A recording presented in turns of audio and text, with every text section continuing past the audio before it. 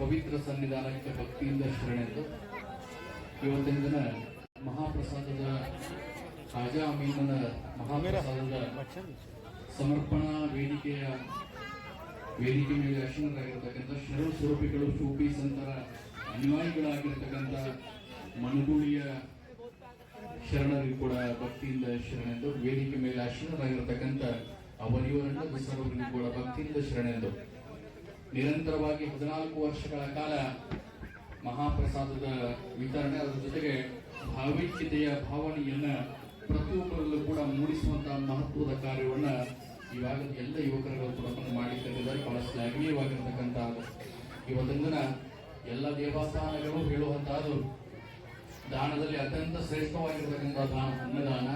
ಯಾವ ಅನ್ನದಾನವನ್ನ ಮಾಡ್ತಾರೆ ಈ ಜಗತ್ತಿನೊಳಗೆ ಅನ್ನ ಹಾಕುವರೆ ಬಹಳ ದೊಡ್ಡವನ್ನಂತಹ ಶಾಸ್ತ್ರವನ್ನ ಎಲ್ಲರಿಗೂ ಕೂಡ ನಾವು ಕೇಳ್ತೀವಂತ ಅನ್ನ ಹಾಕುವಂತ ಮಹತ್ವದ ಕಾರ್ಯವನ್ನ ಇವಾಗ ಯುವಕರುಗಳು ತಿಳ್ಕೊಂಡು ಕೇವಲ ಇಸ್ಲಾಂ ಸಮಾಜಕ್ಕಷ್ಟೇ ಅಲ್ಲದೆ ಈ ಜೀವಾತ್ಮಕ ಎಲ್ಲರಿಗೂ ಕೂಡ ಶ್ರೇಯಸ್ಸನ್ನೇ ಬದುಕುವಂತ ಎಲ್ಲ ಭಾವೈಕ್ಯತೆಯನ್ನ ತೋರಿಸುವಂತ ಮಟ್ಟಿನೊಳಗೆ ಹಿಂದೂ ಮುಸ್ಲಿಂ ಭಾವೈಕ್ಯತೆಯ ಭಾವನೆಯನ್ನ ನಮ್ಮೆಲ್ಲರಿಗೂ ಕೂಡ ತೋರಿಸೋದಕ್ಕೋಸ್ಕರ, ಯಾಕಂದ್ರೆ ಒಂದು ಇಸ್ಲಾಂ ಕಾರ್ಯಕ್ರಮ ಆಗಿದ್ರು ಕೂಡ ನಮ್ಮನ್ನು ಕೂಡ ಅತ್ಯಂತ ಪ್ರೀತಿ ವಿಶ್ವಾಸದಿಂದ ಕರೆಸಿ ಆಹ್ವಾನಿಸಿ ನಮ್ಮಿಂದ ಒಂದೆರಡು ಮಾತುಗಳನ್ನು ಹೇಳುವಂತ ಅವಕಾಶ ಮಾಡಿಕೊಟ್ಟಿದ್ದಾರೆ. ಅಂದ್ರೆ ಇದು ಕೇವಲ ಇಸ್ಲಾಂ ಸಂಬಂಧಪಟ್ಟಿದ್ದಲ್ಲ, ಎಲ್ಲರಿಗೂ ಕೂಡ ಸಂಬಂಧಪಟ್ಟಿರ್ತಕ್ಕಂಥದ್ದು ಖಾಜಾ ಅಮೀನ್ ಸಂದೇಶ ಆಗಿರಬಹುದು, ಈ ನಾಡಿನ ದಾಸೋಹದ ಸಂದೇಶವಾಗಿರಬಹುದು. ಯಾಕಂದ್ರೆ ಇದನ್ನು ಶರಣರು ನಾಡು ಅಂತ ಕರೀತಾರೆ, ಬಿಜಾಪುರನ್ನ ಶೂಫಿ ಸಂತರ ನಾಡು ಅಂತ ಕರೀತಾರೆ.